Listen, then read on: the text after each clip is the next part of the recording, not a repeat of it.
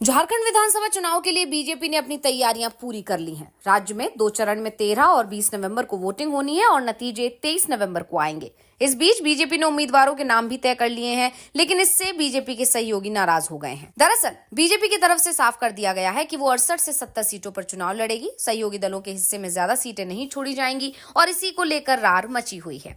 नीतीश कुमार, चिराग पासवान और जीतन राम मांझी तीनों ही झारखंड में अपनी ताकत दिखाने की तैयारी कर रहे हैं, जबकि बीजेपी का कहना है कि तीनों ही दलों के पास झारखंड में बड़ा आधार नहीं है, इसलिए बीजेपी को उनकी जरूरत भी नहीं है। इन दलों की जरूरत बिहार में पड़ती है और बिहार में चुनाव 1 साल बाद हैं और इसी को लेकर झारखंड से लेकर बिहार तक एनडीए में टकराव दिखाई दे रहा है। चिराग पासवान ने तो साफ ऐलान कर दिया है कि उनकी पार्टी का बीजेपी से गठबंधन सिर्फ बिहार के लिए है। अगर बीजेपी दूसरे राज्यों में एलजेपी को सम्मानजनक सीट देगी तो एलजेपी गठबंधन करेगी, नहीं तो वो बीजेपी के खिलाफ ही अपने उम्मीदवार खड़े कर देगी। नीतीश कुमार का रुख थोड़ा नरम है क्योंकि बिहार में उनकी कुर्सी के लिए बीजेपी के समर्थन की उन्हें जरूरत है, लेकिन नीतीश कुमार भी चाहते हैं कि झारखंड में बीजेपी जेडीयू को कम से कम 14 सीटें लड़ने को दे।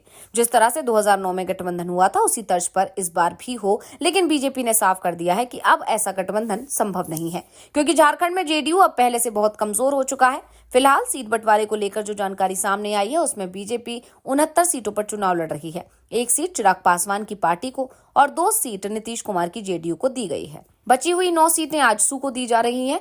बीजेपी के सीट बंटवारे के फॉर्मूले पर ना तो जेडीयू तैयार हो रही है और ना ही चिराग पासवान, दोनों ही अपना कोटा बढ़ाने पर जोर दे रहे हैं। दरअसल नीतीश कुमार एक बार फिर से जेडीयू को राष्ट्रीय पार्टी का दर्जा दिलाने की कोशिश कर रहे हैं और इसके लिए जरूरी है कि जेडीयू कम से कम 6 सीटों पर चुनाव लड़े, क्योंकि झारखंड में क्षेत्रीय पार्टी का दर्जा हासिल करने के लिए कम से कम 3 विधानसभा सीटें या फिर 1 लोकसभा सीट पर जीत जरूरी है। लेकिन बीजेपी तो 2 से ज्यादा सीट देने को तैयार ही नहीं हो रही है। वैसे तो 6% वोट हासिल करने पर भी क्षेत्रीय पार्टी की मान्यता मिल सकती है, लेकिन बीजेपी ने जिस तरह से सिर्फ 2 सीटों पर जेडीयू को समेटने की तैयारी की है उससे नीतीश कुमार बेहद नाराज दिखाई दे रहे हैं। कहा जा रहा है कि नीतीश की नाराजगी की खबर को बीजेपी हाईकमान तक पहुंचा दिया गया है। ललन सिंह बीजेपी हाईकमान के संपर्क में है, लेकिन सीट बंटवारे को लेकर बीजेपी ने अपना रुख सख्त ही रखा है।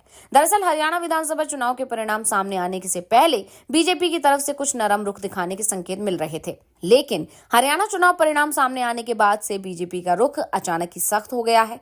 बीजेपी के रुख में आई इस तल्खी को सहयोगी दल भी महसूस कर रहे हैं। सिर्फ झारखंड ही नहीं, महाराष्ट्र में भी बीजेपी के सहयोगी परेशानी में दिखाई दे रहे हैं और कहा जा रहा है कि अब नीतीश कुमार की तरफ से भी सख्त रुख अपनाने के संकेत मिल रहे हैं। ऐसे में कहा जा रहा है कि अगर जरूरत पड़ती है तो नीतीश कुमार बीजेपी के साथ गठबंधन भी तोड़ सकते हैं और झारखंड में जेडीयू के उम्मीदवार उतार सकते हैं। वैसे इस बात की संभावना बेहद कम दिखाई दे रही है। संकेत इसी बात के हैं कि नीतीश कुमार बीजेपी के साथ मिलकर ही चुनाव लड़ेंगे।